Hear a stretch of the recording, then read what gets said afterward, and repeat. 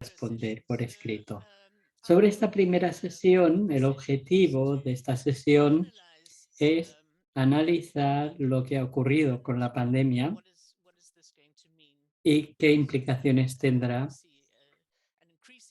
a medida que vemos una mayor convergencia de crisis, especialmente con la crisis del cambio climático. La COVID-19 nos mostró los fracasos fundamentales de las políticas neoliberales a la hora de abordar una emergencia de salud pública mundial con una pandemia sin precedentes y la manera en la que el neoliberalismo limitó la posibilidad de que los estados actuaran por el bien común. La crisis climática se está manifestando cada vez más y en este panel vamos a ver qué podemos aprender de la pandemia y las limitaciones que ha impuesto el neoliberalismo a la hora de afrontar la crisis climática a medida que ya empieza a mostrar toda su fuerza.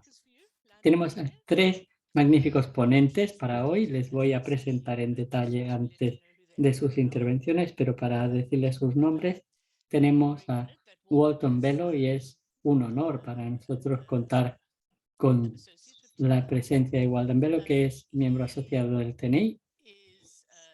Walden Bello es un activista prominente y un pensador prominente y recientemente fue candidato a la vicepresidencia en las últimas elecciones presidenciales en Filipinas. En segundo lugar tenemos a Nina Kaltenbrunner, que es profesora asociada de Economía de la Globalización y de la Economía y lidera la Escuela de Negocios. Y luego, por último, tenemos a Richard Seymour, que es un escritor y divulgador de Irlanda del Norte y fundador de la revista Salvage. Vamos a darles a cada uno 15 minutos para sus intervenciones y luego a continuación le daremos paso a la sesión de preguntas y respuestas para que ustedes también puedan hacer comentarios o hacer preguntas. Pueden plantear sus preguntas en la opción de preguntas y respuestas de Zoom y sus comentarios los pueden indicar en el chat. Luego volveremos a darle la palabra a los ponentes y luego ya cerraremos la sesión a las 4. Tenemos 2 horas para esta sesión, así que sin más dilación le voy a dar la palabra a Walden para presentarle en más detalle. Perdón, un momentito, he perdido las notas.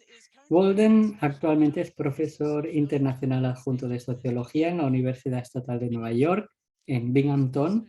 Es también analista principal del Instituto de Investigación e Incidencia con sede en Bangkok, Focus on the Global South, que fundó. Y, como ya he dicho, es un asociado del TNI. Es autor o coautor de 25 libros. Escribió 2 libros en 2019, uno sobre el ascenso global de la extrema derecha y el otro sobre China y la profecía del próximo crash. También ha escrito otros libros en el último decenio sobre el Capitalism Last Stand y Food Wars. Recibió también el Right Livelihood Award, también conocido como el Premio Nobel Alternativo, en 2003, por su trabajo sobre el impacto negativo de la globalización impulsada por las empresas. Es activista de derechos humanos desde la época de Marcos, de la dictadura, y se opuso activamente a las políticas contrarias a los derechos humanos de la administración anterior del presidente Duterte. Recientemente se presentó como candidato a la vicepresidencia en las elecciones presidenciales de Filipinas y ahora se enfrenta a una demanda por difamación que hemos visto como el mundo ha mostrado su solidaridad para con Walden, pero su juicio va a iniciar en octubre y necesitará toda la ayuda. Estamos muy agradecidos, Walden, de que no se deje silenciar y muy contentos de que esté con nosotros para compartir sus pensamientos. Tiene usted la palabra. Thank you, Fiona, and I'm very happy to. Muchas gracias, Fiona. Es un honor y un placer para mí estar en este seminario organizado por el TNI. Y es para mí un gran placer poder contar con un público tan diverso y de alcance mundial en el día de hoy. Permítanme, bien, entonces, básicamente lo que les voy a compartir hoy es una presentación oral y el título son Los eventos extremos son la nueva normalidad y no solo en el clima. Bien, el 21 de septiembre es el día en que el dictador Ferdinand Marcos declaró la ley marcial en las Filipinas. Durante 49 años ha sido un día de luto para los filipinos. Este año, en el que se marca el 50º aniversario de la ley marcial, se dará bajo el régimen de su hijo, Ferdinand Marcos Jr., quien fue elegido presidente por una aplastante mayoría el pasado mes de mayo. Muchos nos preguntamos, ¿es esto una broma de la historia? Así pues, los acontecimientos extremos no solo se dan en el clima físico, también tienen lugar en el clima político.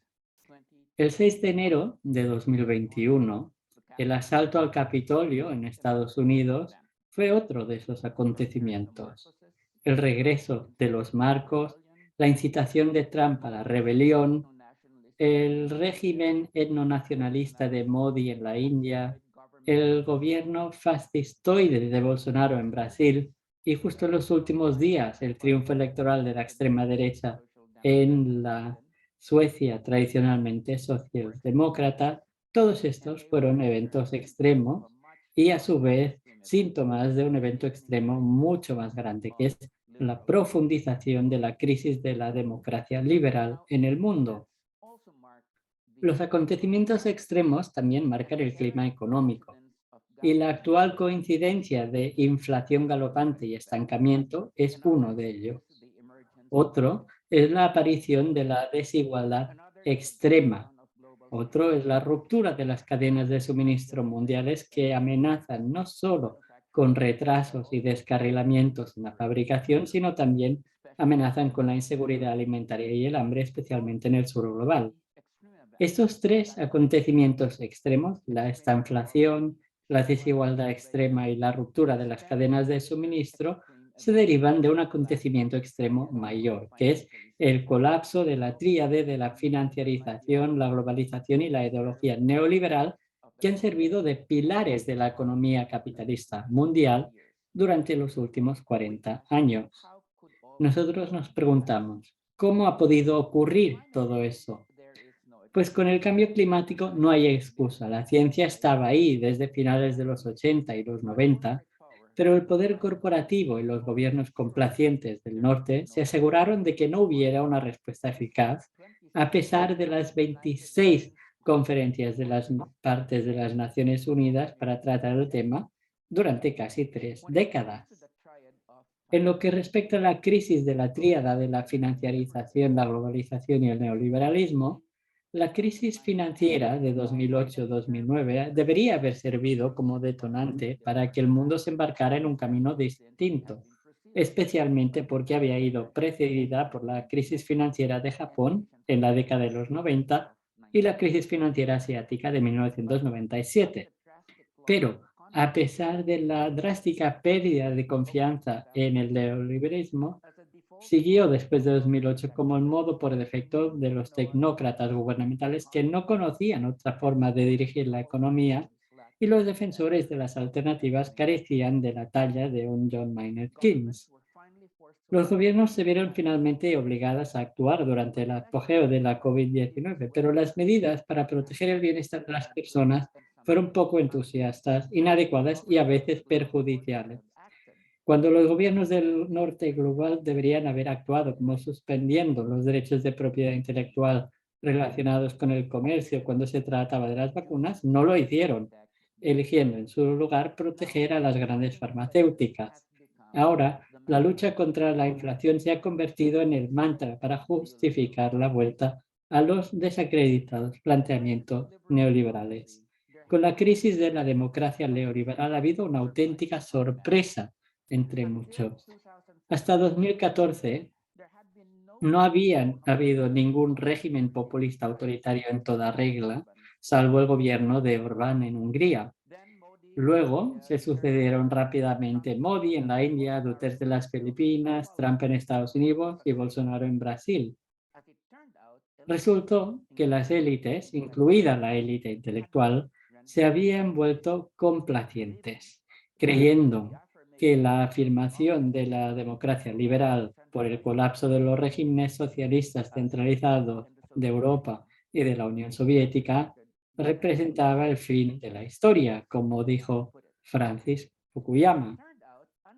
Resultó que los impulsos democráticos antiliberales se habían ido filtrando, alentados por el fracaso de la democracia liberal a la hora de cumplir sus promesas de reducir radicalmente la desigualdad y la pobreza en los países del sur global como Filipinas, Brasil e India,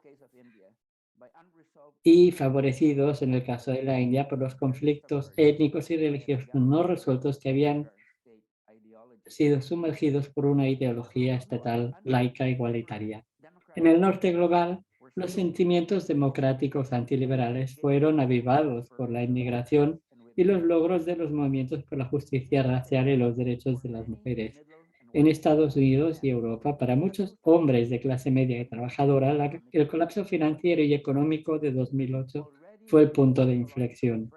Ya se sentían psicológicamente amenazados por la pérdida del privilegio de ser de piel blanca y hombres, por los logros de los movimientos por la justicia racial y de género, y su caída en la inseguridad económica fue el último paso en su radicalización hacia la derecha. Como señala Paul Mason, haber cambiado su identidad de clase por la de consumidores en el mercado, su pérdida incluso de esta última debido a la crisis de 2008-2009, les hizo vulnerables a servicios solicitados por sucedáneos de solidaridad y creencias que se difundían en Internet, la principal de las cuales era la supremacía blanca. Esta supremacía blanca es la piedra angular del movimiento democrático antiliberal que arrasa en Estados Unidos, y esto no debería sorprendernos, ya que el pecado original de la fundación de este país fue la esclavitud de los afroamericanos y el genocidio de los nativos americanos. Lo que hizo Trump fue simplemente hacer legítima, sino respetable, una creencia central antidemocrática profundamente arraigada que se transmitió generacional y comunitariamente, que antes solo podía expresarse descaradamente en secretas salas de chat de Internet. El gran problema para todos nosotros es cuando la crisis climática, económica y política e ideológica se entrecruzan, cosa que están haciendo ahora mismo, pues se alimentan mutuamente, como lo hacen el aire húmedo y el agua caliente del océano en la formación de un huracán, y crean una potencia combinada que puede aplastarlo todo a su paso. Eso es lo que enfrentamos hoy, la génesis de un huracán social mundial. Sin duda, hay contratendencias. En América Latina tenemos hoy gobiernos progresistas o de izquierdas en Chile, Perú, Colombia, Bolivia, Venezuela, Cuba y México. Y Lula está a punto de reaparecer en Brasil. Esta tendencia no es insignificante, pero hasta ahora se limita a Latinoamérica. Además, la derecha y su influencia ideológica siguen siendo poderosas en esa parte del mundo, como demuestra el reciente y abrumador rechazo a una nueva constitución progresista en Chile. Luego está el desafío al neoliberalismo clásico y a la hegemonía occidental que plantea China. China se ha convertido en el centro de la acumulación global de capital, o en la imagen popular, en la locomotora de la economía mundial, y representa el 28% de todo el crecimiento mundial en los 5 años que van de 2013 a 2018, más del doble de la cuota de Estados Unidos. Aunque en el pasado China ha tratado de no proyectarse como una vía de desarrollo alternativa a la de los Estados Unidos, ahora lo está haciendo con cautela, para contrarrestar los ataques cada vez más estridentes de Estados Unidos contra ella.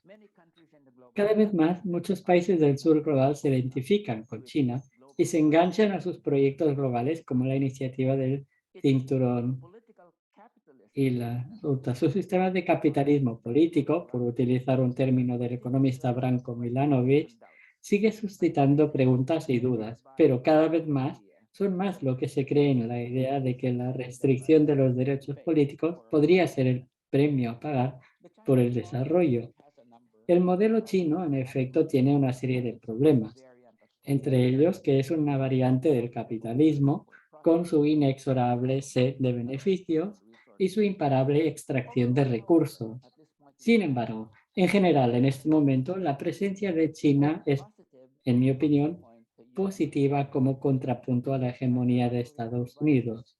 La rivalidad entre Estados Unidos y China proporciona el espacio para que el sur global gane más autonomía frente a las dos superpotencias, pero también es aquí donde radica el problema, ya que a medida que Estados Unidos se queda atrás en términos económicos, más se verá Washington tentado a contener a China recurriendo a sus recursos en ese ámbito en el que goza de absoluta superioridad, y es la dimensión militar. La visita de la presidencia de la Cámara de Representantes, Nancy Pelosi, a Taiwán, que estaba calculada para subrayar la incapacidad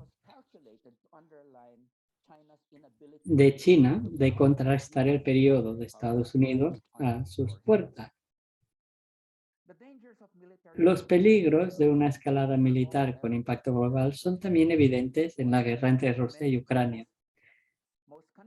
La mayoría de los países del sur global han condenado la invasión rusa, pero se han negado a integrarse en una alianza occidental contra Putin, ya que muchos consideran que la invasión rusa ha sido provocada por el esfuerzo de Occidente para que Ucrania entrara en la OTAN. Sin embargo, la mayoría tiene interés en una solución negociada, ya que su seguridad alimentaria se está viendo afectada por la precipitada caída de las exportaciones de grano ucranio y ruso hacia ellos, provocado por la guerra. En otras palabras, la guerra es un acontecimiento extremo no solo para Europa, sino para todo el mundo, y podría convertirse en un acontecimiento aún más extremo si Rusia recurriera a las armas nucleares tácticas para compensar sus grandes pérdidas en la reciente ofensiva ucraniana. Si esto ocurriera, la participación de Estados Unidos y la OTAN en la guerra en apoyo a Ucrania también se intensificaría y no se puede excluir la posibilidad de que se llegue a un nivel nuclear. En resumen, estamos viendo un momento en el que los acontecimientos extremos se han convertido en la nueva normalidad en los ámbitos del clima, la política, la economía y la geopolítica.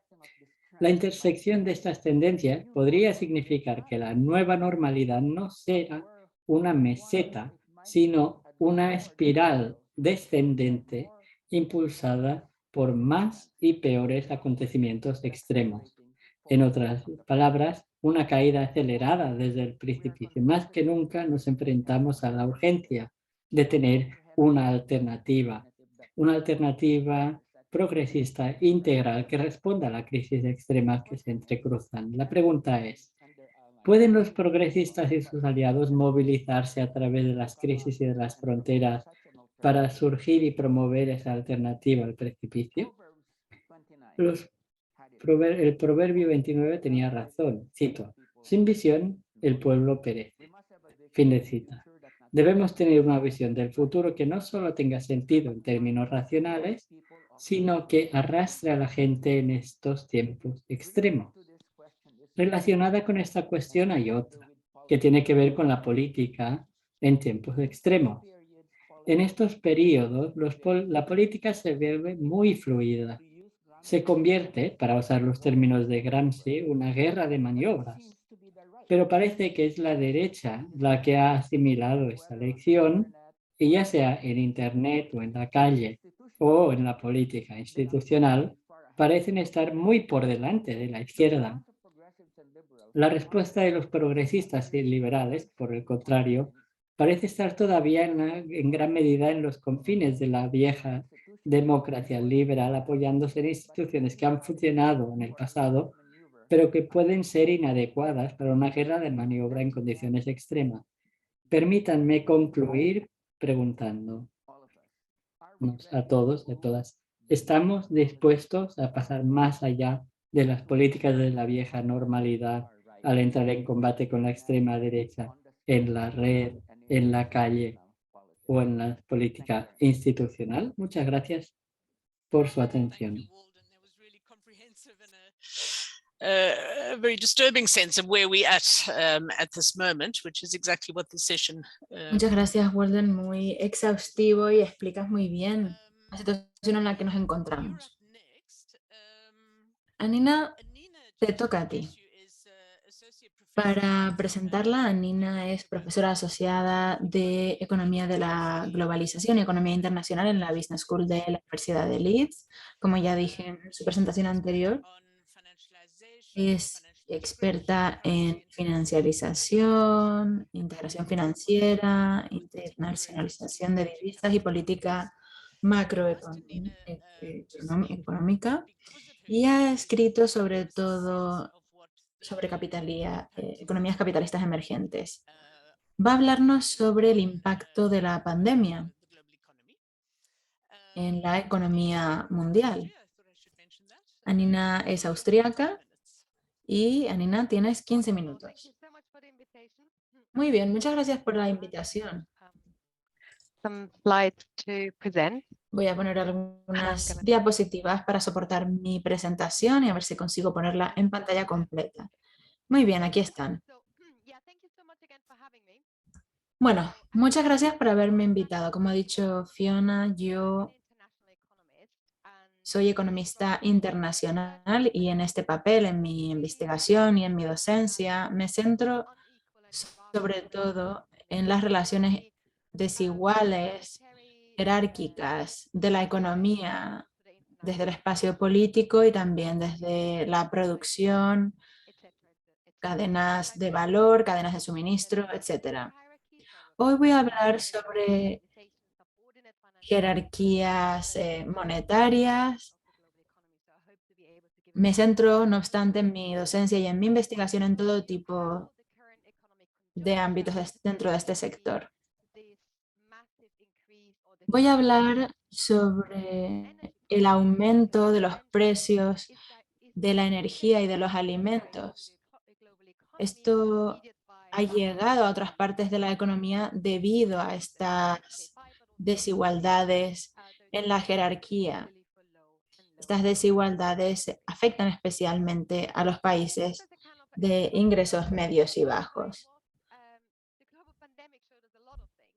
La pandemia nos mostró muchas cosas, pero desde la perspectiva de la economía internacional, principalmente 3 puntos. Por una parte, nos reveló la fragilidad y la desigualdad de la producción y del comercio internacional. Walden ya habló sobre eso, pero hay una desagregación de la producción en 1.000 millones de pasos distintos alrededor de todo el mundo. Y esta conexión se ha roto en la pandemia global. Eso lo hemos visto también, hemos visto cómo se ha manifestado en el aumento de los precios y en otros efectos. Por otra parte,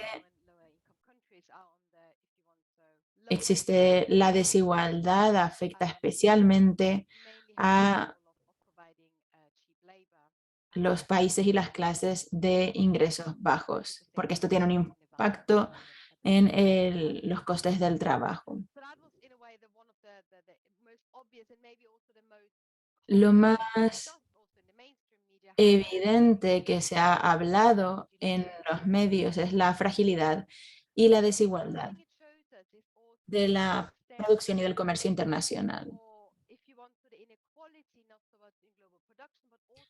No solamente ha habido una desigualdad en producción y en comercio, también en el espacio político. La pandemia vio o provocó un aumento de costes sanitarios. La capacidad para intervenir en esta crisis fue limitada. Hay países desarrollados que pudieron aumentar su gasto, pero los países en desarrollo no solamente se han visto limitados para hacerlo por una incapacidad, por un aumento de los costes, por ejemplo, y de hecho hablaré más adelante sobre los costes de este tipo.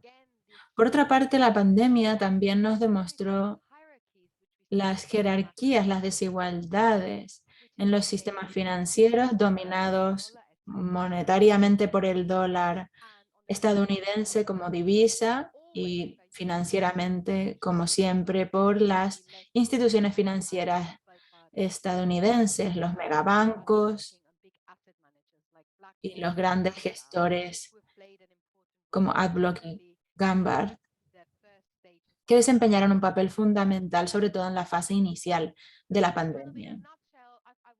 Entonces, a grandes rasgos, desde una perspectiva de economía internacional, desde el macrodesarrollo, diría que estos son los elementos principales que puso de manifiesto la pandemia.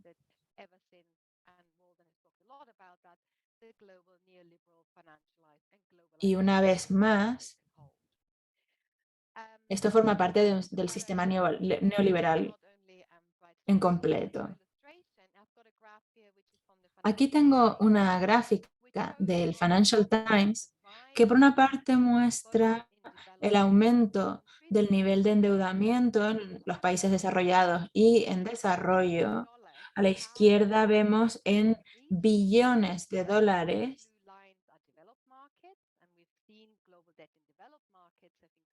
En la línea azul clarita tenemos los países de desarrollo y en la línea azul más oscuro a los países, mercados emergentes, vemos claramente el aumento que hemos visto con el paso del tiempo.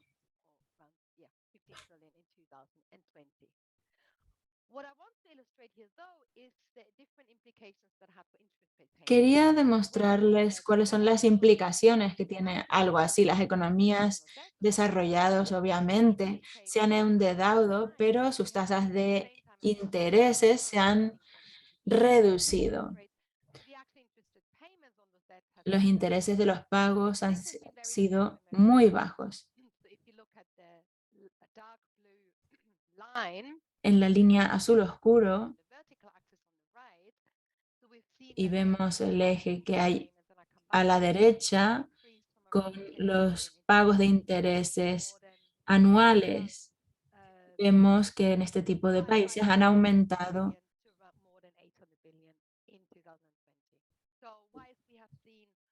en unos 500.000 millones en los últimos años.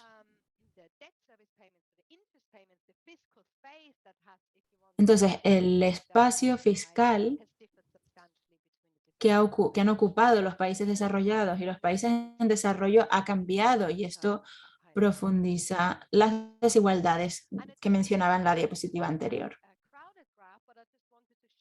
En esta gráfica hay mucha información, pero quería que vieran cuáles son las implicaciones del shock financiero que hubo en todo el mundo cuando llegaron las primeras noticias de COVID en febrero de 2020. Había países que ni siquiera se habían visto afectados todavía por la enfermedad, y aún así hubo bastantes shocks en estos lugares. Hubo una contracción de la economía prácticamente sin precedentes. Arriba a la izquierda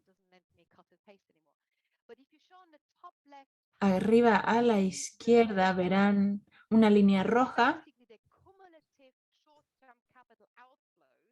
que representa los flujos generales y el cambio que hubo desde el inicio de la COVID hasta ahora.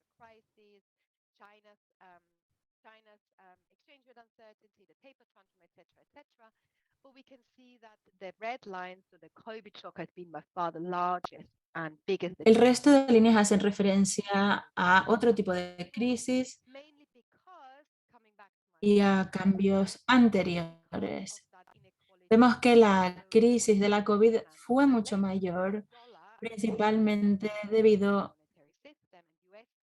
a la situación actual, la incertidumbre general, como el dólar es la moneda de referencia cuando hay incertidumbre. El plano general se convierte en algo muy inseguro. En mi presentación me gustaría hablar sobre cómo la situación actual también se ve afectada y de hecho está formada por estas desigualdades y estas jerarquías. Y me gustaría mencionar cómo estos países de ingresos medios y bajos se ven afectados por esta situación, como Argentina y Turquía. Entonces, hemos visto recuperaciones relativamente rápidas con grandes intervenciones por parte de los bancos centrales y mundiales, pero al mismo tiempo vemos problemas de deuda que continúan.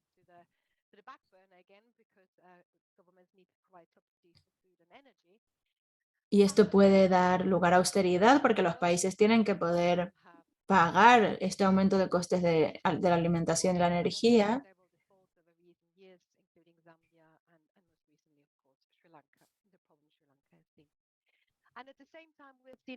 Al mismo tiempo, vemos problemas de suministro, atascos dentro de la cadena global de suministros, que también vimos al principio de la pandemia.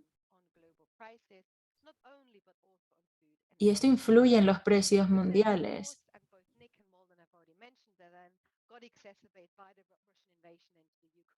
Otro elemento que influye también es la situación de Rusia, que nos ha llevado a una situación energética sin precedentes. En esta tabla vemos cómo ha ido aumentando el índice del precio de los alimentos desde que se creara en 1990. Entonces, como vemos en esta tabla, no se trata de algo nuevo. Estos aumentos en los precios ya surgieron, ya se iniciaron antes de que empezara la guerra entre Rusia y Ucrania, pero obviamente se ha visto exacerbado. ¿Qué implicaciones tiene esto? ¿Qué implicaciones y cómo estas implicaciones mundiales se han visto afectadas o influidas por las desigualdades y en la jerarquía? Permítame mencionar primero que la inflación del precio de los alimentos y de la energía está afectando especialmente a los países de ingresos bajos.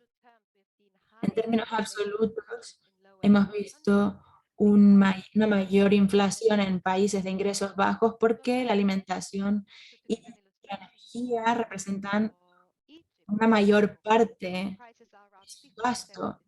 En Egipto, por ejemplo, corresponde al 50% del índice de precio al consumidor, del IPC. Entonces, si solo el 50% de los precios corresponden a los alimentos y los alimentos aumentan de precio, obviamente aumentará la inflación. Este es el motivo por el que estos países tienen un aumento tan significativo de los precios frente a otros países como Estados Unidos, donde, por ejemplo, los alimentos corresponden a un 11% de este índice de precios. Los países de ingresos más bajos, debido a cómo está organizada la producción mundial, necesitan importar más alimentos y además también dependen más de la energía.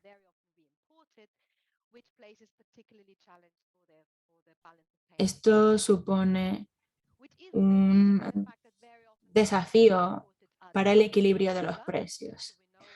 Tampoco ayuda que gran parte de estas cantidades se representen en dólares, y esto significa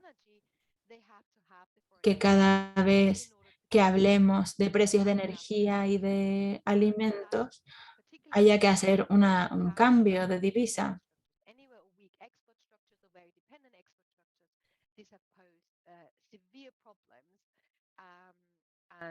Estas estructuras plantean grandes problemas.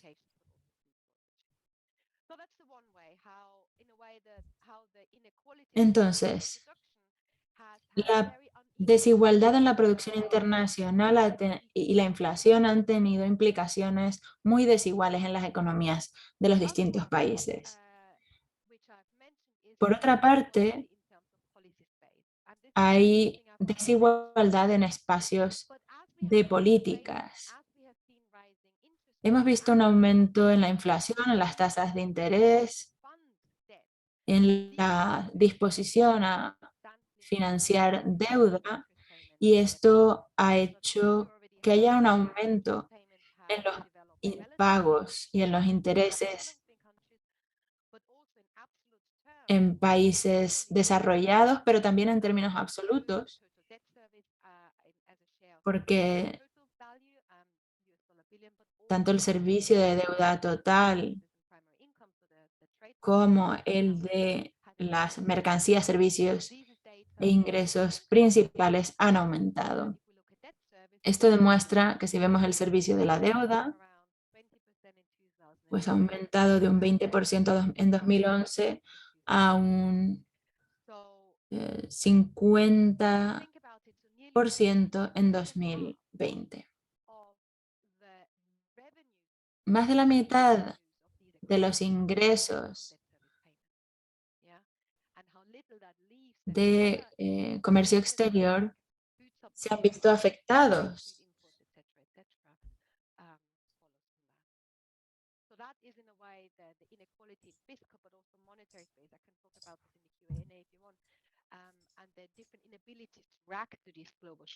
Entonces, no solamente hay desigualdad en la cadena de producción, también en los espacios de políticas.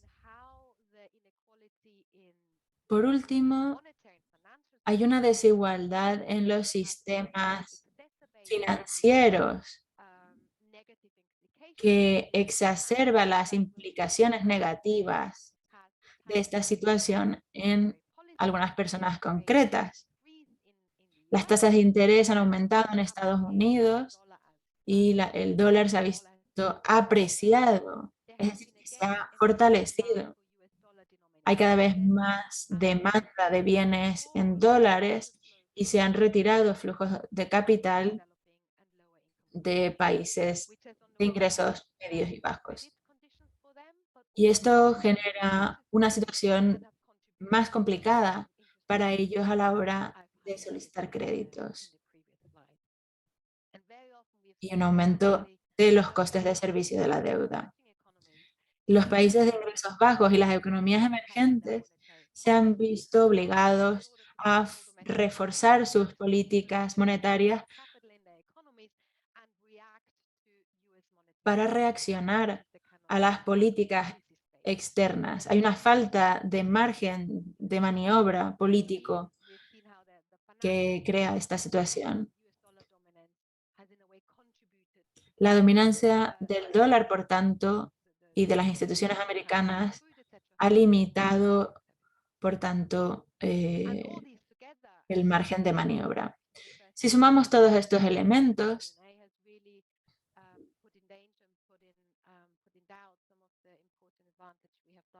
nos encontramos en una situación en la que realmente ponemos en duda el desarrollo de los objetivos de desarrollo sostenible. Millones de personas volverán a caer en la pobreza, volverán a pasar hambre. y además también aumentará la tensión social y los efectos políticos. Entonces, bueno, me quedo aquí. Muchas gracias. Si tienen alguna pregunta, estaré encantada de responderles. Many thanks, Anina. That was really clear. It does occur to me that we need to start talking about a new international economic order again, big time, especially. Muchas gracias, Nina. Eso no me hace pensar que hay que pensar también en la economía, especialmente la analogía de Waldon, que hablaba de un huracán, que a mí me parece más bien un tornado. Muchas gracias, Nina, por su presentación. Quiero a continuación presentarles a Richard Seymour, que es un autor, comentarista y fundó una revista que se llama Salvage. ¿Qué es lo que podemos salvar? Salvage es una revista radical que publica ensayos, poemas, arte y ficción sin ninguna restricción sectaria, estilística o formal. Ha escrito varios libros. El más reciente es Reflexiones sobre el ecosocialismo y la barbarie de 2022. También escribió otro libro sobre el extraño renacer de las políticas radicales de Corbyn y otro en 2014 sobre contra la austeridad. Richard dispone de 15 minutos para su presentación. Muy bien, muchísimas gracias entonces por esa amable presentación. Yo quisiera iniciar mi presentación respondiendo a la pregunta de la vulnerabilidad. En los días iniciales de la pandemia de la COVID-19, cuando los pacientes vulnerables y de más edad llenaban los hospitales como buscando el aliento en ese lento ahogamiento, no se sabía qué hacer con sus cuerpos cuando fallecían. Se sabía que eran infecciosos y se prohibieron los funerales y las ceremonias, las morgues y los cementerios estuvieron colapsados. Se llevaban los cuerpos a centros a crematorios lejanos. Ha habido 619 millones, 6,5 millones de muertes y nuestra vulnerabilidad tiene que ver con lo que Alberto Toscano lleva, nuestro deseo contradictorio para el Estado. Incluso en su forma más oscura, el Estado o la legitimidad que se da es el de proteger a la vida. Y no hay ninguna manera en la que eso se pueda privatizar, porque el capital y los mercados globales han demostrado ser fuerzas virulentas. David Quammen, en su libro sobre las epidemias, Spillover, dijo que los eventos ecológicos llevan a la emergencia de enfermedades. Si mueves un árbol, que hay muchas cosas, y el capitalismo en la forma del agronegocio permite un salto zoonótico de un virus desde el reservorio natural al humano, pero también facilita que a través del comercio internacional y el rápido tráfico aéreo y el capitalismo se propaguen las enfermedades. Jason W. Moore, el ecologista, ya había anticipado mucho antes de que llegara la pandemia que el capitalismo se enfrentaba a la emergencia de formas de naturaleza que son cada vez más hostiles ante la acumulación capitalista y que solo se podría arreglar con estrategias costosas y tóxicas. Podríamos pensar en el fracking como uno, y eso aumentaría de forma radical los costos de producción, indicando una transición del excedente a un valor negativo. Cuando se produce un valor negativo, quedan entredichos los beneficios de esta hostilidad de la naturaleza. Es porque el capitalismo ha superado los límites planetarios y se han alcanzado umbrales peligrosos como el ciclo del nitrógeno, la concentración del CO2, la deforestación, la pérdida de biodiversidad, y sobrepasar esos umbrales también aumenta las probabilidades de que hayan saltos zoonóticos de los reservorios de la fauna. Ese valor negativo es un golpe en la cara para el capitalismo neoliberal. Una de las funciones primordiales del Estado en esta circunstancia es metabolizar las crisis que emergen de las relaciones capitalistas ecosociales. E incluso cuando se reducen costos, en general los costos sociales de la democracia, este apretarse el cinturón tiene que ver con el fin político para la absorción y respuesta ante las crisis. Metaboliza las crisis, no las erradica porque no puede, a menos que el Estado capitalista quiera acabar con las relaciones capitalistas y atacar los flujos de inversión y beneficio de los que obtiene ingresos. Con un consentimiento masivo, el capitalismo se congelara, la economía mundial se contrajo en una sincronía, un 95% de la economía. Se aumentó la deuda en billones de dólares para que durante los confinamientos la economía pudiera funcionar. Hubo 3.000 millones de adultos que pasaron al teletrabajo o fueron puestos en ERTE. También miles de millones de niños tuvieron que sufrir los efectos en su salud mental de trabajar y aprender desde la escuela. La vida se protegió. Los trabajadores más pobres y racionalizados fueron los más vulnerables y se les daban felicitaciones ritualistas y aplausos periódicos para los trabajadores en la primera línea y el personal sanitario.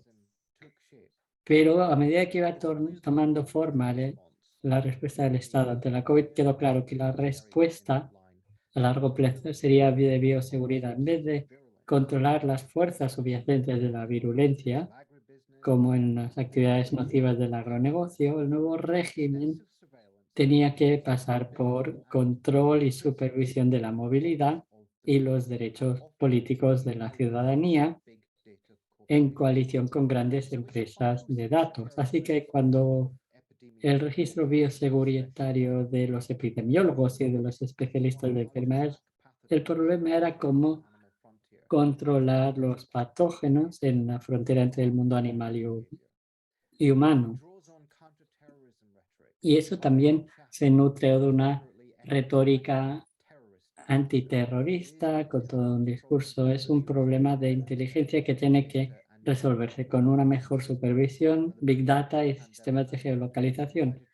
La gestión de la pandemia británica se hizo ya desde el inicio con la psicología del comportamiento y el Big Data. También había un centro de seguridad liderado por los servicios secretos británicos que se fundó en la base al Centro contra el Terrorismo. Y con estas políticas se amplió lo que se considera aceptable y ahora estamos en una situación en la que se ha decidido que hay un nivel aceptable de muerte, ya sabemos cómo es. En cualquier caso, este control político también iba en la línea de los intereses del capital. Según James Whitway, un economista, las disrupciones causadas por la COVID y sus variantes y los choques en los costes de producción cada vez mayores impuestos por eventos climáticos como los daños a las cosechas, las inundaciones y los incendios, hace que el capital tenga que aumentar su control político sobre el trabajo. Pensemos, por ejemplo, en la reciente oleada de huelgas de trabajadores en el Reino Unido. La falta de mano de obra les dio una ventaja a los trabajadores y también las presiones inflacionistas y el aumento de los beneficios de las empresas llevó a los trabajadores a actuar y eso llevó a unas huelgas que fueron reprimidas con un nivel de militarización que no se había visto en el Reino Unido desde el 91. Y es una tendencia global que se ve con el retroceso del sindicalismo en el 90 y 91. La respuesta del gobierno conservador en el Reino Unido, que era restringir el derecho a la huelga, aunque desarrollaban también leyes contra la protesta, en el caso de ser éxitos, podría lograr una reorganización del capital para que los costos de producción aumentados se podrían solventar con reducir el coste de la mano de obra. No es una respuesta universal. En los Estados Unidos, la opción adoptada por el gobierno de Biden fue distinto. No ha adoptado reformas para el sindicalismo, pero sí que ha trabajado para que el mercado sea algo más favorable a los trabajadores, con lo cual no es un ataque universal contra el empleo, pero la tendencia es que las empresas y sus aliados políticos en el Estado les cueste cada vez más buscar vías de inversiones beneficiosas, buscando maneras de generar ingresos fuera de los mercados financieros para transferir el auge del coste de producción a los trabajadores, que significa un mayor control político sobre los trabajadores.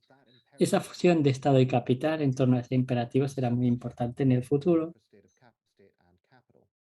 Así que vemos los vínculos entre el Estado y el capital. Cabría esperar que el choque de la pandemia o el impacto de la pandemia y la respuesta a la solidaridad social militarizadas hubieran podido llevar a un periodo de paz social relativa. Pero eso no ocurrió. Primero hubo un contagio de ayuda mutua como redes de solidaridad social que se nutrían de otras respuestas a emergencias sociales que lo que hacían era suplir la negligencia del Estado neoliberal. Y eso empezó a expandirse. No puedo decir el nombre de todos los países, pero lo que sí puedo decirles es que en Norteamérica, en grandes partes de Europa, esas redes de solidaridad mutua tuvieron gran visibilidad al inicio de la pandemia.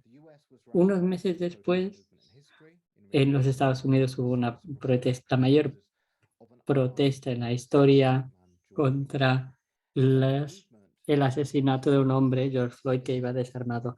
Ese movimiento contra la brutalidad policial se globalizó en verano. También hubo protestas de los agricultores contra las leyes adoptadas por el gobierno. En Bulgaria también hubo protestas contra la corrupción. En Francia hubo protestas contra la nueva certificado anti-COVID para poder acceder a servicios públicos. En Bulgaria también hubo protestas en masa contra la administración de Lukashenko. En Alemania también hubo ecos de la manifestación contra el asesinato de George Floyd. El año siguiente hubo una manifestación en Palestina, no solo en los territorios ocupados, sino también en Israel. Y unos momentos mostrando un momento de gran unidad entre el pueblo palestino. Así que no hemos visto una paz social y aunque todos estuviéramos confinados y aunque hubiera un amplio consentimiento, es complejo, ¿no? Y diferenciado regionalmente, pero había consenso, pero eso no evitó que la gente saliera a las calles. Pensemos en ello en el término de la lógica del contagio. Los académicos nos dicen que hay dos tipos de contagio social, una sencilla y otra compleja, es posible. Los contagios sencillos se expanden rápidamente por las redes como un hashtag, una tendencia en Twitter. Si tiene un umbral bajo de aceptación, se expande rápidamente, sobre todo a través de los vínculos con la mínima la redundancia que puede ampliarse por el mundo como un incendio en Facebook y en Twitter.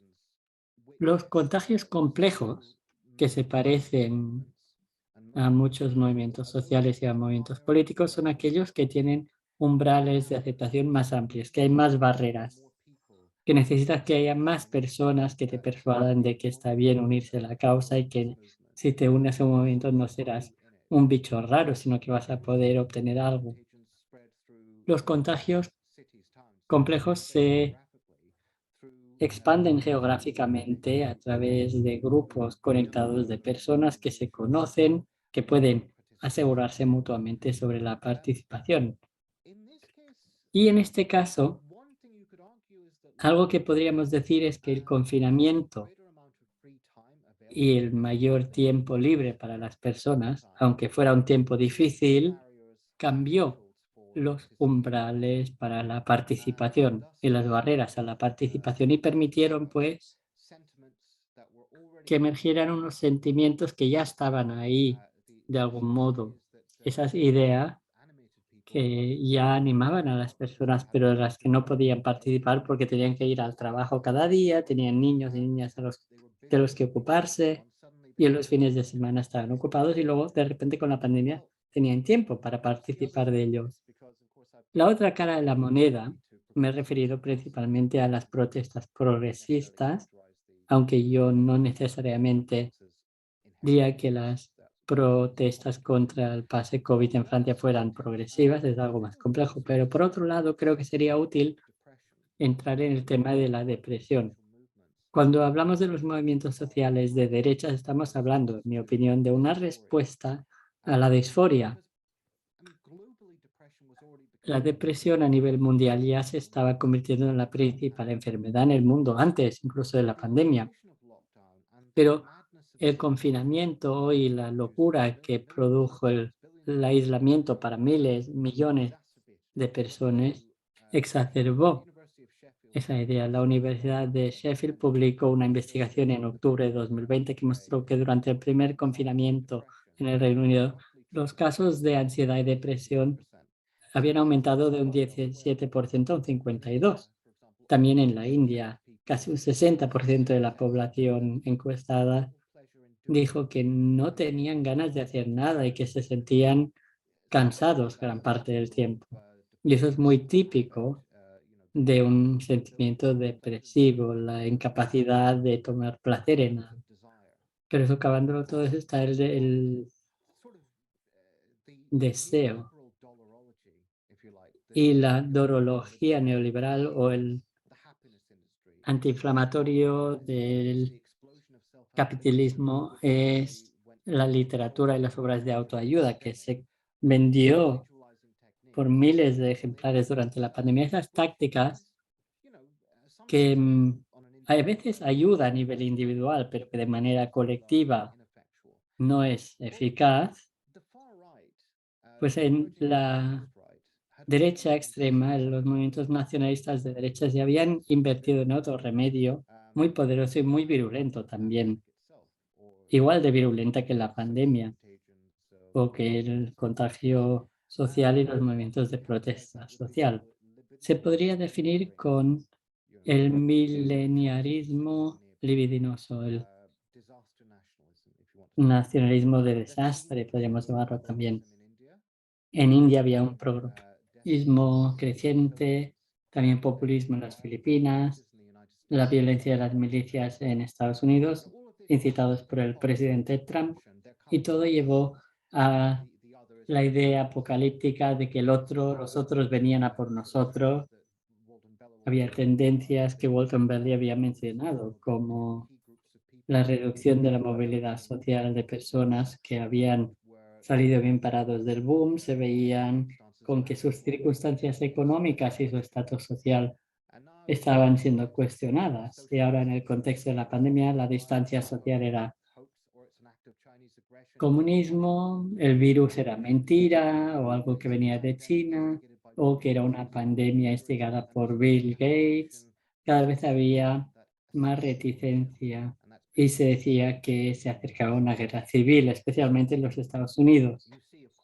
Así que vemos que en la respuesta a las protestas contra la muerte de George Floyd y la respuesta a los confinamientos, la incipencia de la violencia de milicias, vemos el surgir de milicias y grupos de vigilancia que anteriormente habían sido relativamente desmoralizados y desmovilizados. Y eso se fusionan en el contexto de los Estados Unidos con aspectos del aparato del Estado. La policía a la hora de garantizar la seguridad y el gobierno de Trump. Hay también una explosión de la violencia subversiva en los Estados Unidos que culmina y que toma forma el 6 de enero en el ataque o el asalto al Capitolio o el intento de asalto, por muy caótico que fuera, con el beneplácito del Ejecutivo de Trump para llevar a cabo un golpe de Estado. Hemos visto respuestas más complejas o impactos más complejos en la movilización política de derecha extrema en otras partes del mundo. El movimiento de Duterte y su sucesor, el nuevo régimen de Marcos, que se ha consolidado. Parece ser que Modi sí se ha visto afectado. Bolsonaro ahora parece que seguramente pierda el gobierno y por eso está hablando de llevar a cabo un golpe de Estado, y parece que para otros movimientos nacionalistas de derecha se han quedado un poco estancados. Estamos en una situación en la que la pandemia ha llevado, por un lado, a una nueva fusión de Estado y sectores del capital con con una expansión en los terrenos y dominios del Estado y un mayor énfasis en el control político de la mano de obra y el control político de las poblaciones y la supervisión y la vigilancia. Por otro lado, vemos también cómo se cataliza la exacerbación de tendencias insurgentes que ya existían. Estamos en una situación, pues, en la que el valor negativo llevado por esos golpes ha empezado a producir una situación mundial mucho más volátil, en la que parecería ser que la situación más probable es que haya un enfrentamiento entre aquellos que defienden una democracia radicalizada, socialista, y aquellos que defienden una solución radical y autoritaria ante esta situación. Lo dejo ahí. Muchas gracias. Gracias, Richard. Wow. Bien, So we've heard veamos. Hemos escuchado de Waldon, tornado of crises, que habló del huracán de la crisis, the de Anina, que nos ha hablado del aumento de las desigualdades crisis y that's producing de la crisis que está llevando a nivel macroeconómico, y Richard, y gracias por cierto, Richard, surveillance por mencionar el control y la vigilancia. So we're not facing a very Así que bueno, no nos enfrentamos a un futuro muy prometedor en estos momentos. whether we Yo me preguntaba si quizá podríamos dedicar un tiempecito muy corto para que cada uno hicieran un comentario sobre how we cómo anticipate vemos climate crisis being handled. que se gestionará la crisis climática. Hemos visto lo que ha ocurrido en Pakistán, estamos mirando al futuro. Yeah, Así pues, todo cuanto se ha dicho en los análisis de Walton, Anina y Richard, ¿qué creen ustedes que hemos aprendido de los últimos 3 años y de la historia del neoliberalismo, de hecho?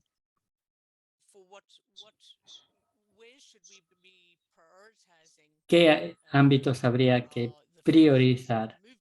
¿En qué habría que priorizarse los movimientos que están representados en este espacio? ¿Dónde habría que centrarse cuando se trata de analizar las condiciones de esta crisis climática que se está manifestando cada vez con más rapidez? Waldon, le doy un par de minutos a usted para hacer un breve comentario al respecto. Gracias. Thank you. Muy bien, pues, bueno, muchas gracias.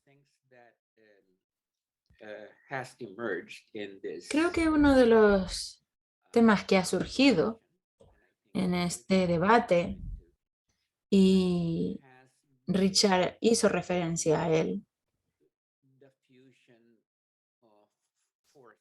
es la fusión de fuerzas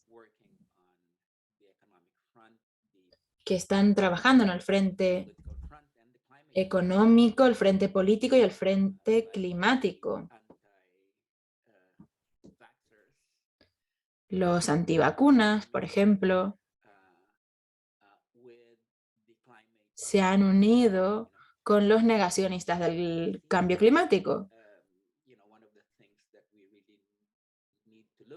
Creo que esta es una de las cosas que tenemos que examinar en profundidad. Cómo los movimientos de extrema derecha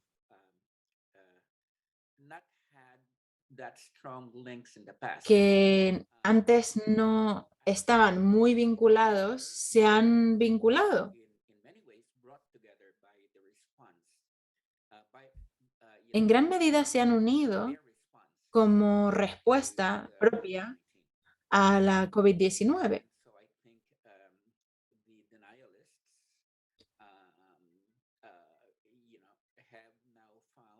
Por ejemplo, los negacionistas ahora han establecido una relación más fuerte que antes con las personas en contra del control de armas o, bueno, con ese tipo de grupos. Están colaborando mucho más que antes.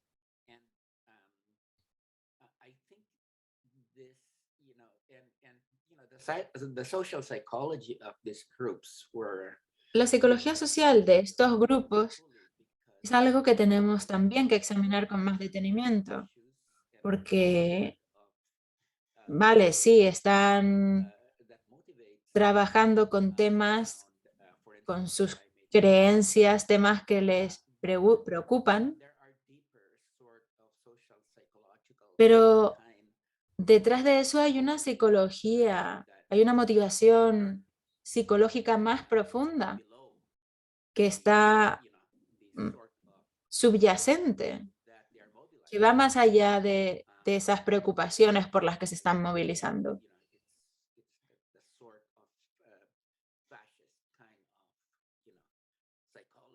Es una psicología de un tinte fascista. Esta negación, esta repudiación de la libertad, por mencionar los términos de Paul Messens. Esto por una parte. Por otra parte,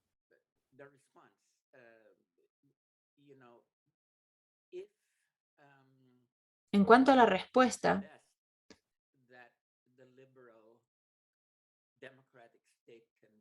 si lo mejor que puede hacer un Estado liberal democrático es un compromiso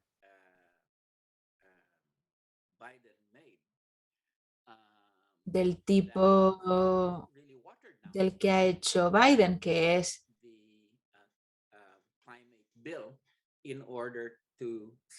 aguar o reducir o limitar la ley climática, por ejemplo, para satisfacer a ciertos grupos, sí. Si la democracia, si el Estado americano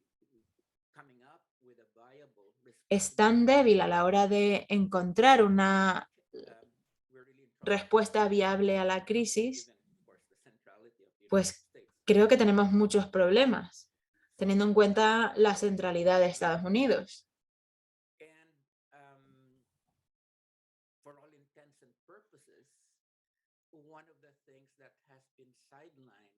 Uno de los temas que se ha dejado de lado en este esfuerzo por conseguir una ley climática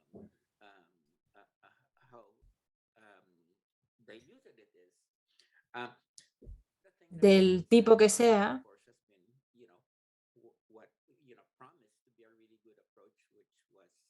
es algo que parecía un muy buen enfoque inicialmente.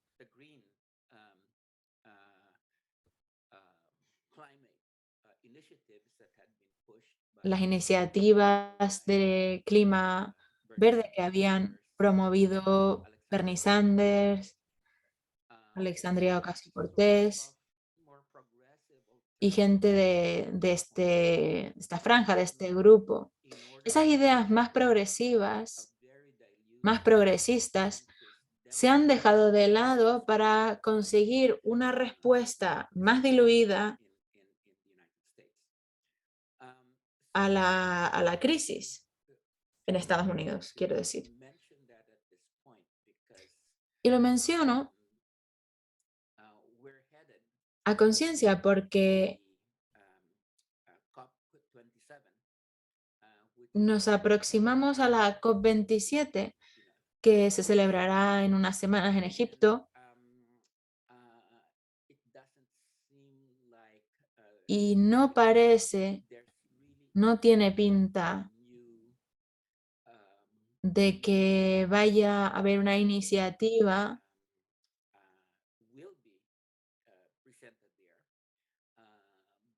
no parece que vaya a presentarse nada, que nadie vaya a presentar nada nuevo.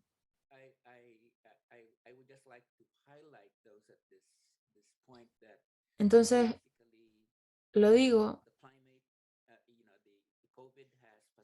porque la COVID ha permitido unir a varios sectores de derechas, además los sectores del compromiso liberal han reducido y limitado la política climática de uno de los grandes emisores, de países emisores del mundo.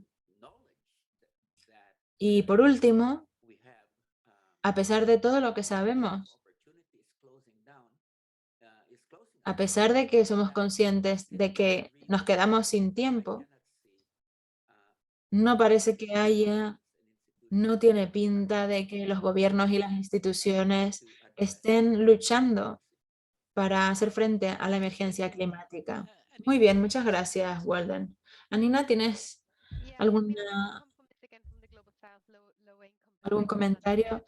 Bueno, vengo una vez más desde la perspectiva de los países de ingresos bajos. El cambio climático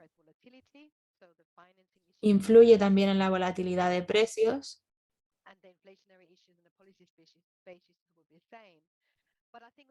y lo mismo pasa con la inflación. A mayores rasgos, una de las preguntas principales a la hora de crear una industrialización sostenible o una estrategia de adaptación al cambio climático en el sur global, donde el margen de movimiento es tan limitado, es complicado. Lo hemos visto en las presentaciones y también lo hemos visto en general. Las finanzas,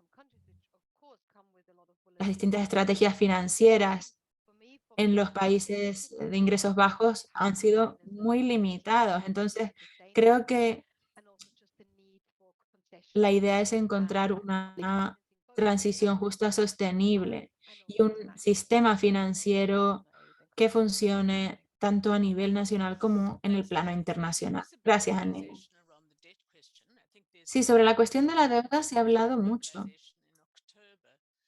En octubre hay una semana de movilización internacional sobre la cancelación de la deuda para ampliar este margen de maniobra de muchos países. Richard, ¿puedes acabar con unas notas de esperanza sobre la cuestión climática? Pues yo no trabajo con la esperanza, la verdad, así que voy a hacer lo que pueda. Walden ha hablado sobre la psicología social y creo que es un elemento fundamental. Podemos hablar de creencias, pero la teología nos diría que no solemos creer lo que pensamos creer, muchas veces creemos realmente otra cosa. Así que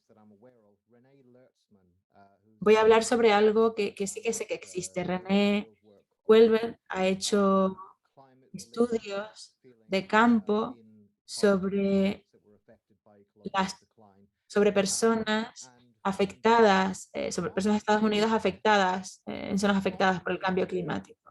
Antes de ser apático, antes de ser de preocuparse poco, se notó una sensación de melancolía.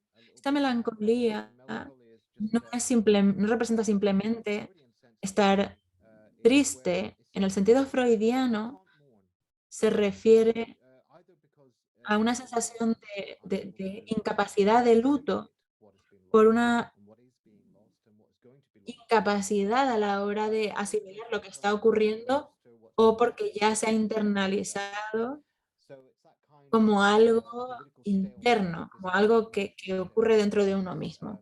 Entonces, hay un duelo congelado, digamos, una especie de empate dentro de la gente. Entonces, con la incapacidad de gestionar estos sentimientos y la culpa por estar atado a estas fuentes de destrucción ecológica, se ha identificado una disociación, digamos, y se adopta digamos, una actitud de sálvese quien pueda, de, bueno, ya está todo perdido, no merece la pena preocuparse, hay que aprovechar los últimos días, no hay que preocuparse, hay que hacer lo que apetezca. Tenemos que aceptar la destrucción del planeta, aunque sea algo que les afecte.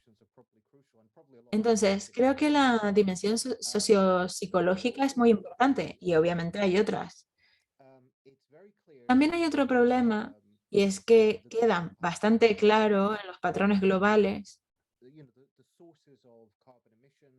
en las fuentes de emisiones de carbono, en las fuentes de de deforestación y de extinción, y es que no pueden desvincularse del crecimiento. Es imposible seguir chupando de los materiales y de los recursos a este nivel de crecimiento sin hacer avanzar el proceso del planeta.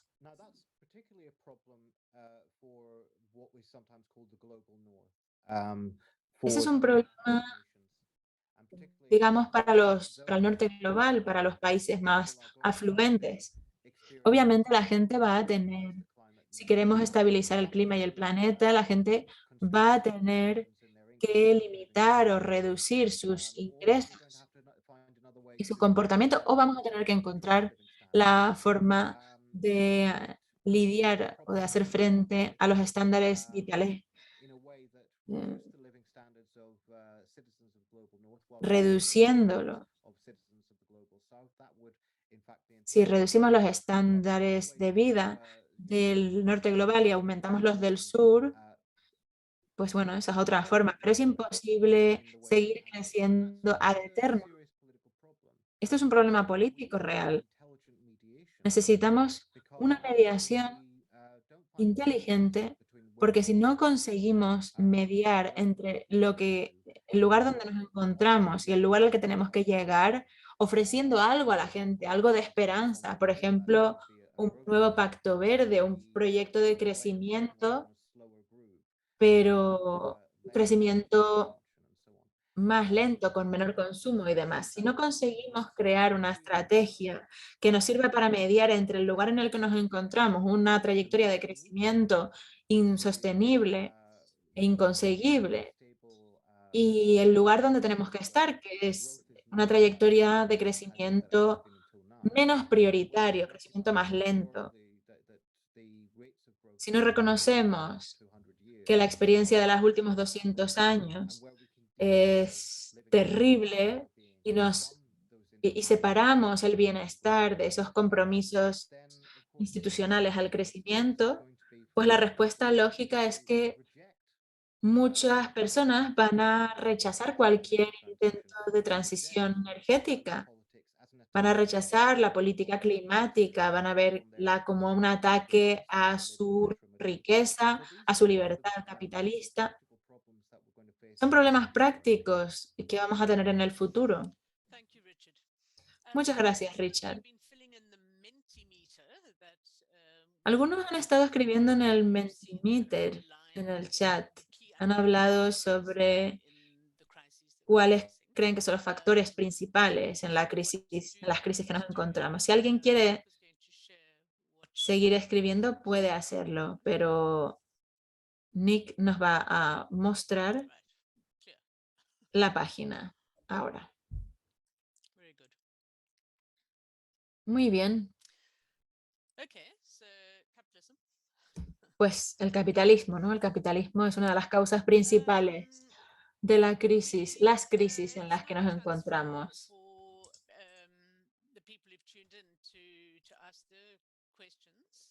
Queremos volver a dar la oportunidad al público a plantear sus preguntas. Si quieren, pueden utilizar la sección de preguntas y respuestas que hay en la base de la pantalla. Tengo una pregunta para Nina y para Walden. Se habla de la deglobalización, de que es algo que tenemos que esperar. ¿Qué opinan sobre eso y cómo puede organizarse el capitalismo?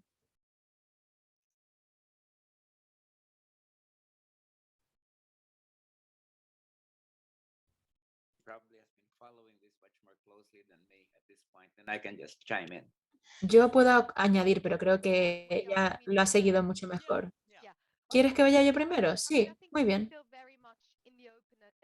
Pues creo que todavía no queda claro qué es lo que va a pasar. Ha habido un descenso en el comercio.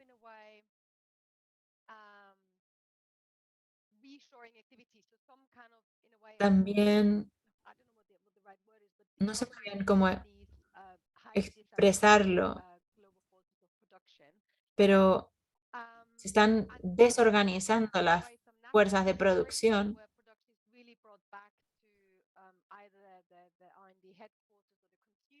En muchas empresas y en muchos lugares la producción ha vuelto a sus lugares de origen, a los lugares donde tienen la sede, pero todavía no se sabe lo sostenible que puede ser esto. Y no sabemos cómo va a reconfigurarse el capitalismo.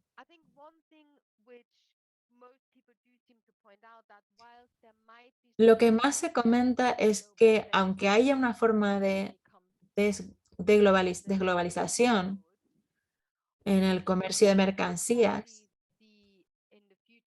lo más probable es que en el futuro sigan externalizándose y sigan desagregándose el comercio de los servicios.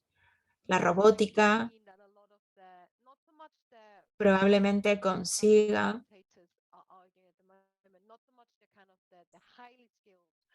a que, aunque no se externalicen las tareas de los trabajadores más formados con la robótica, con la mejora de la tecnología, es posible que se externalice se sigan externalizando las cadenas de producción. Esa es la respuesta corta. Gracias, Nina. Walden. Sí, creo que al principio de la pandemia, sobre todo cuando China empezó a cerrarse,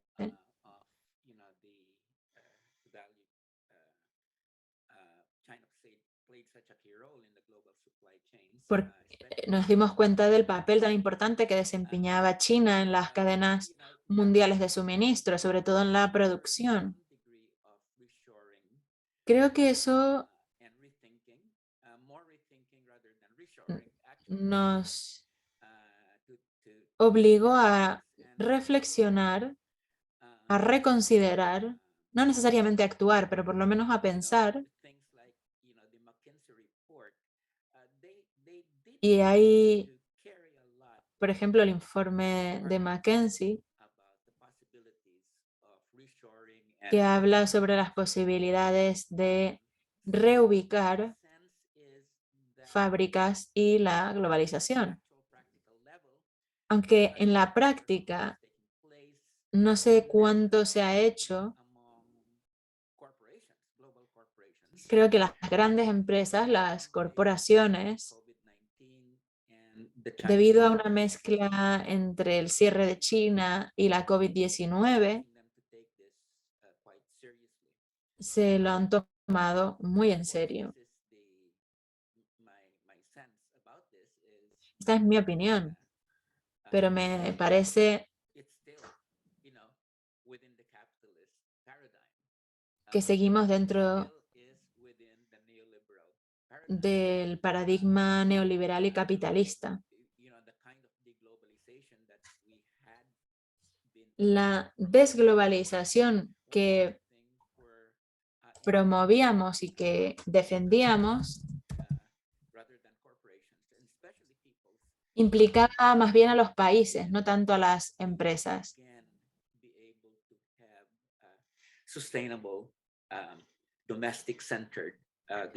El objetivo era que las personas, el pueblo, tuvieran economías nacionales basadas en la fuerza propia, y eso no ha ocurrido. Obviamente puede llegar a haber cierto nivel de desglobalización en las operaciones mundiales, pero creo que habrá, o por lo menos a mí esto me da más optimismo, más cambios en la cadena de suministro agrícola.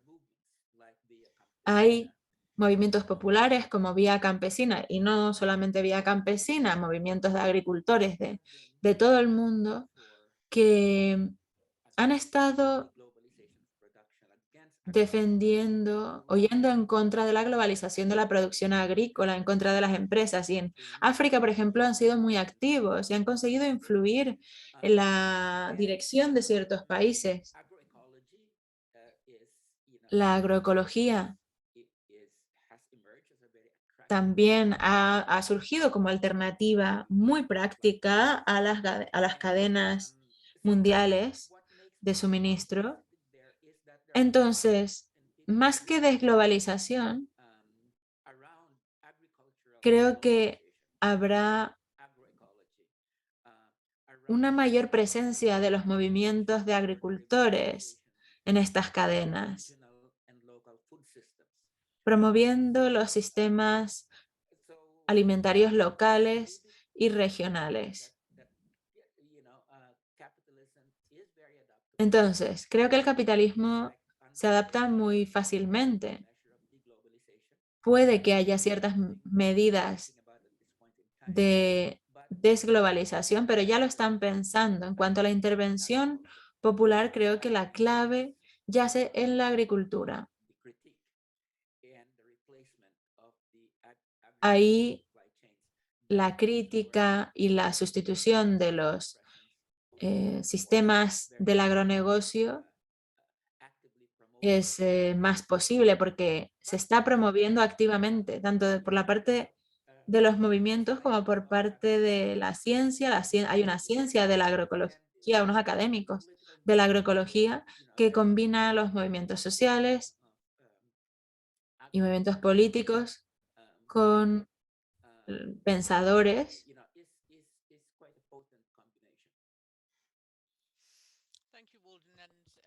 y esto es muy importante. Muchísimas gracias, Walden y Anina. Hay dos preguntas bastante amplias en la sección de preguntas y respuestas.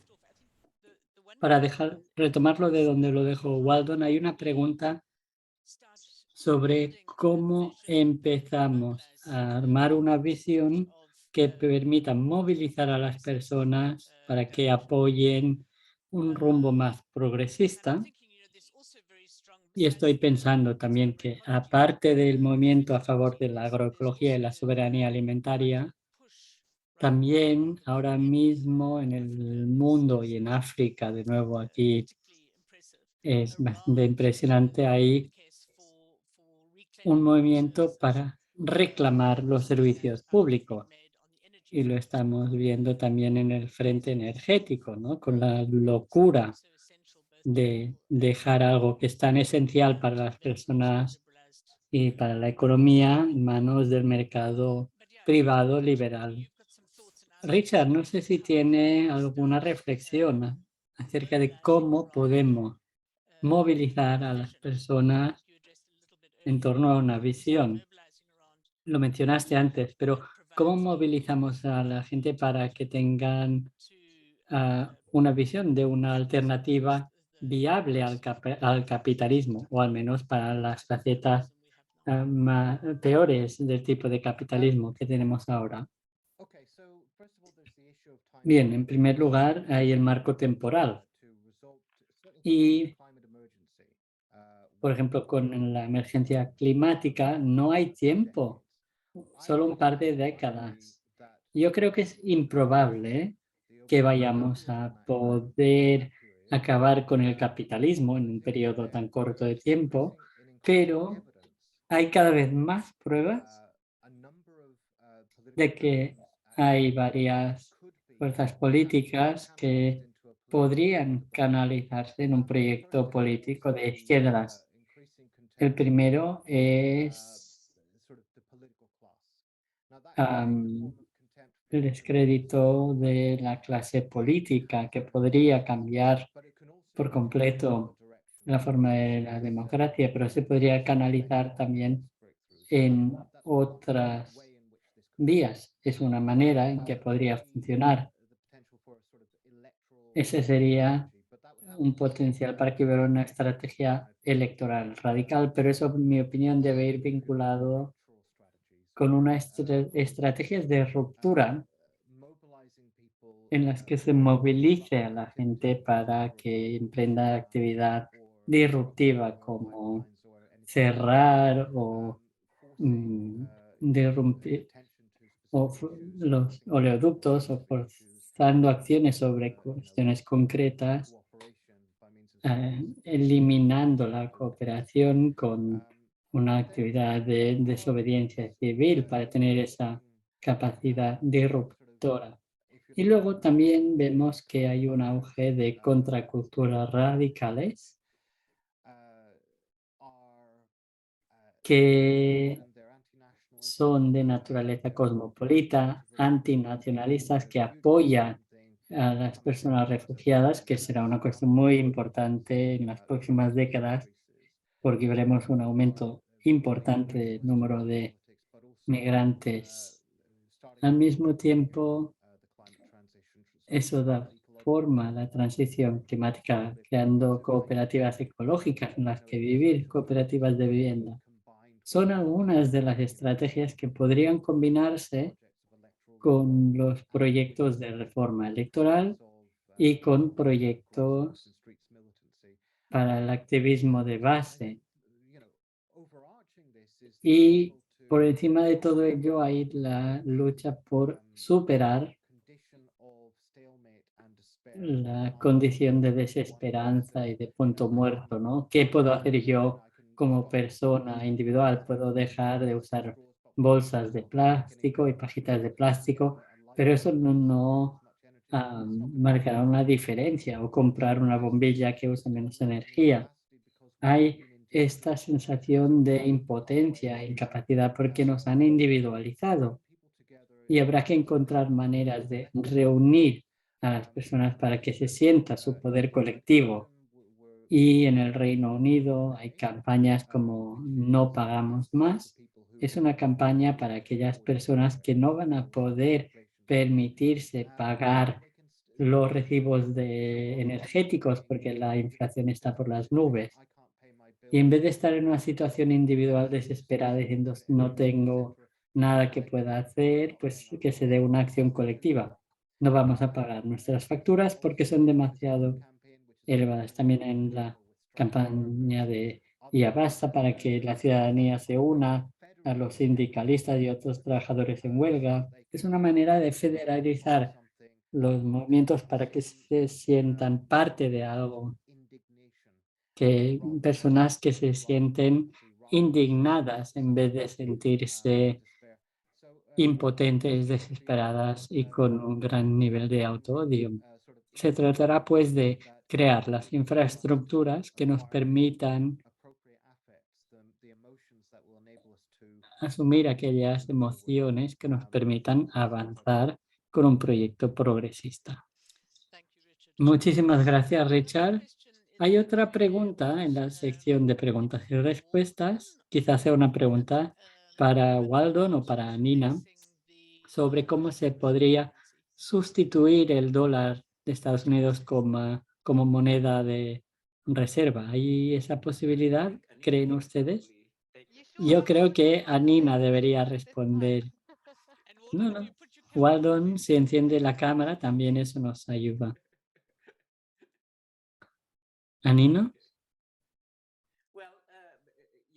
Waldon. Bien,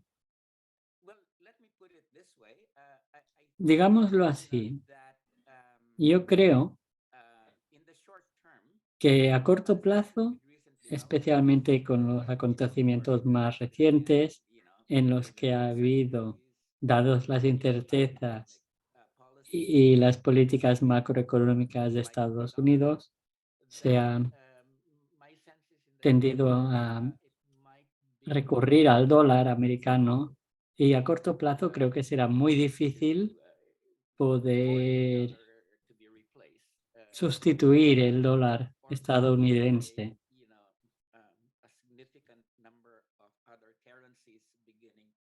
porque también hay otras monedas que no son útiles como monedas de reserva. Sé que al inicio de la crisis financiera de 2008, los chinos expresaron su interés o su esperanza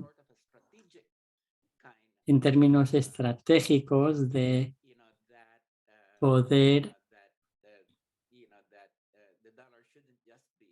que el dólar no fuera solo la moneda dominante para las reservas, que se incluyeran otras monedas como el yen, y eso debería cambiar. Pero yo lo que percibo es que a medio y a largo plazo creo que la posición del dólar se debilitará.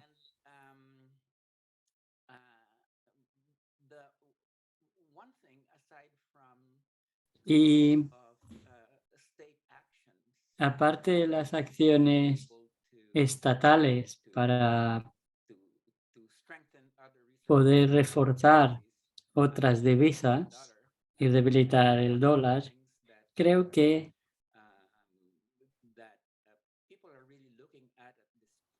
algo que quiere la gente y algo que están analizando son las criptomonedas y el Bitcoin.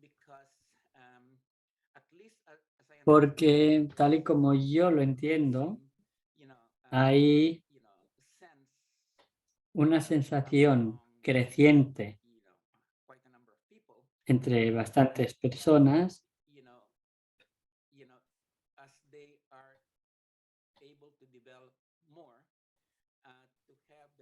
que a medida que se desarrollen más, puedan tener procesos más autónomos o dinámicas más autónomas, y que ahí las criptomonedas pueden ser las que supongan un desafío para la supremacía del dólar.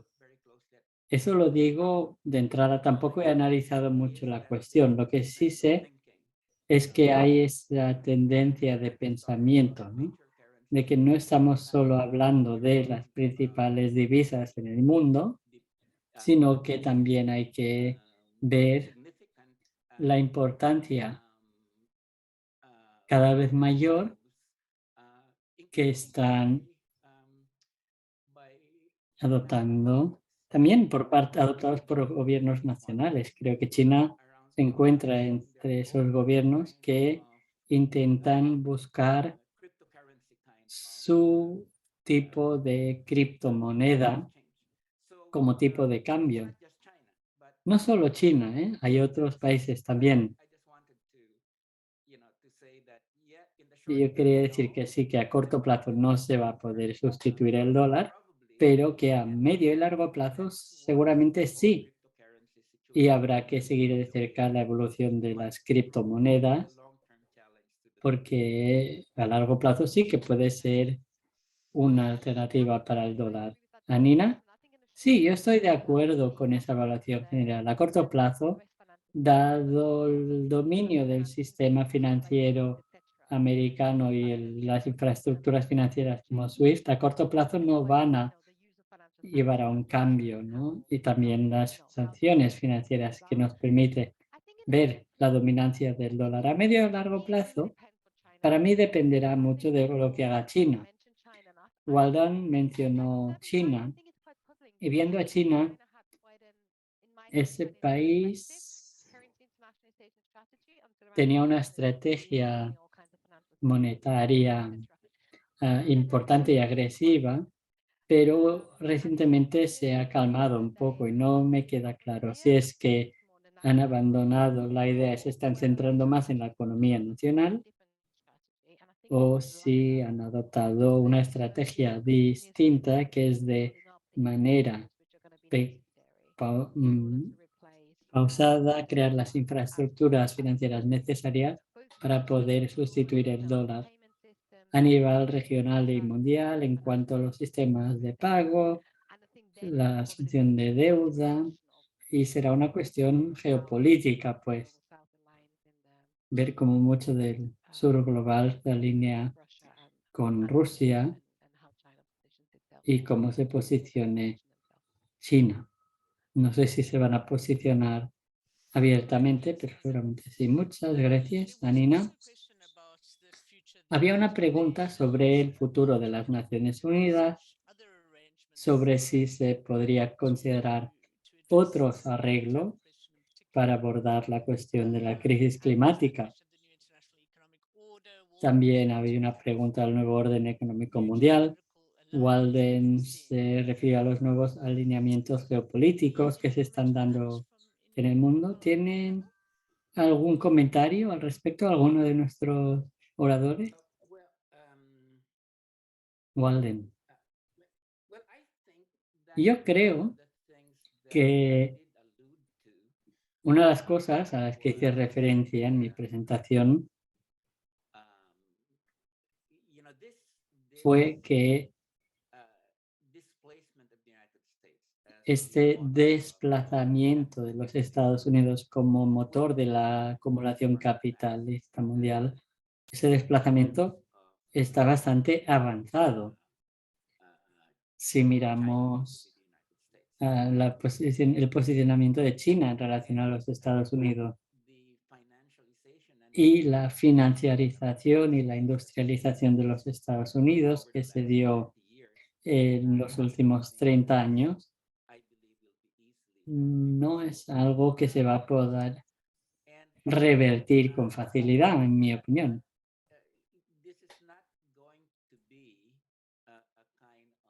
Pero tampoco va a ser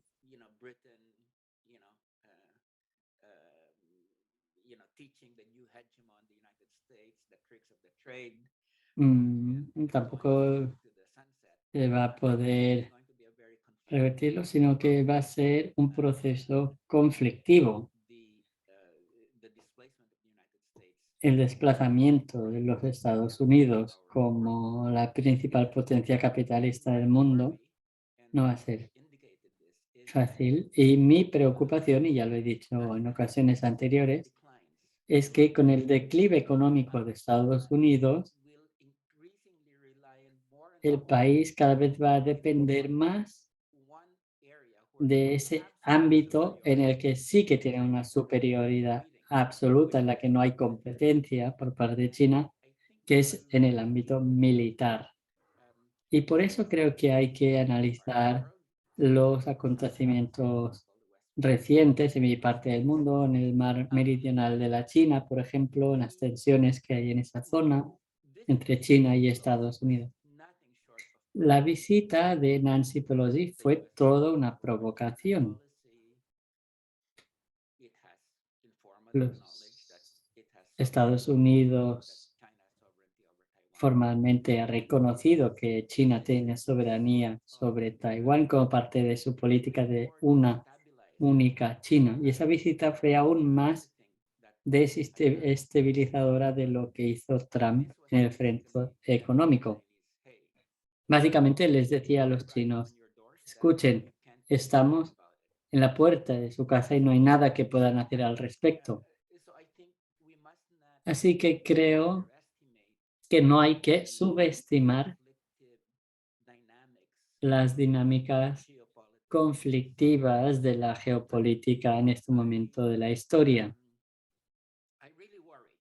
Y estoy preocupado, honestamente. Estoy preocupado de que a medida que los Estados Unidos de América se vea cada vez más en una situación desesperada en términos económicos y a nivel nacional, pues que adopte una respuesta ante China más militarizada.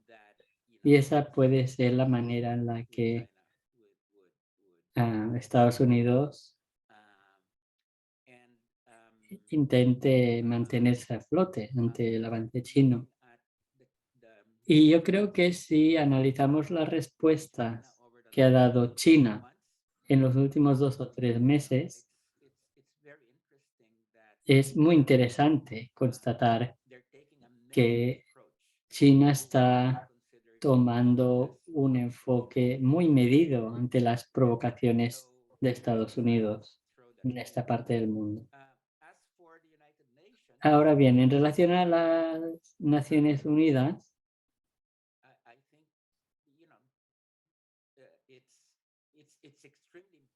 creo que es muy importante que sí, como foro lo mantenemos, que ahora mismo la ONU es el único foro en el que el sur global tiene una voz, al menos en la Asamblea General. El Consejo de Seguridad está controlado por 5 potencias. Pero cualquier reforma en relación a los 5 miembros permanentes del Consejo de Seguridad, yo no veo que a corto plazo se vaya a reformar. Y lo último que quería decir sobre esta cuestión es la interjección entre las políticas nacionales y exteriores. Y creo que nos acercamos a una situación muy difícil. Ya me referí anteriormente al hecho de que lo que vemos en Estados Unidos es una incipiente guerra civil, una sensación de que puede haber una guerra civil, y no veo que eso vaya a remitir, sino que va a empeorar.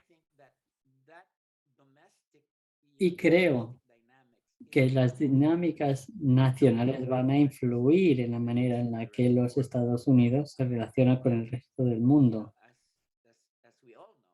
Como todos sabemos, para encontrar una vía de mantener la unidad nacional, hay que crear un enemigo externo.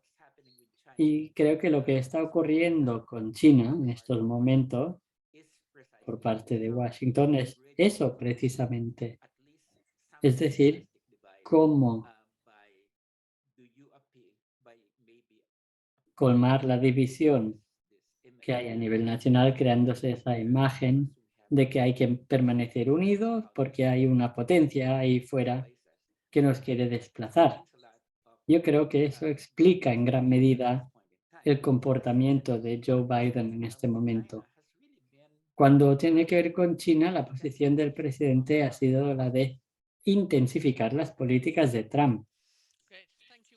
Muy bien, muchas gracias, Walden.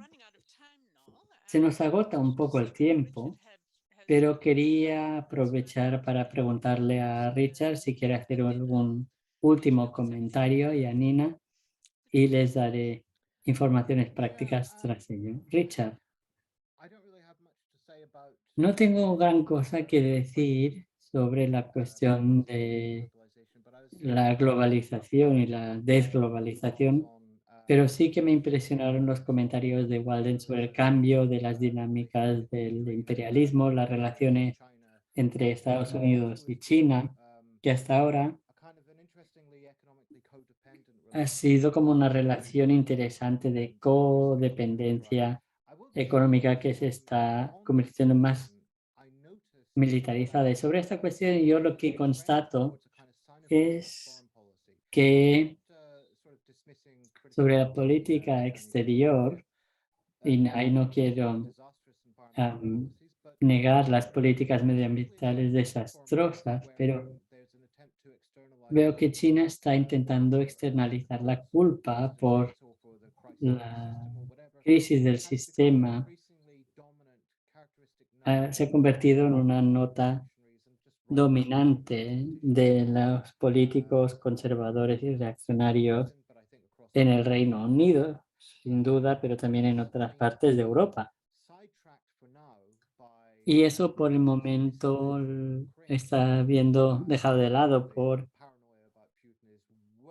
la guerra de Putin en Ucrania, que está muy desproporcionada con la amenaza geopolítica que representa, incluso en términos de estos juegos de geopolítica.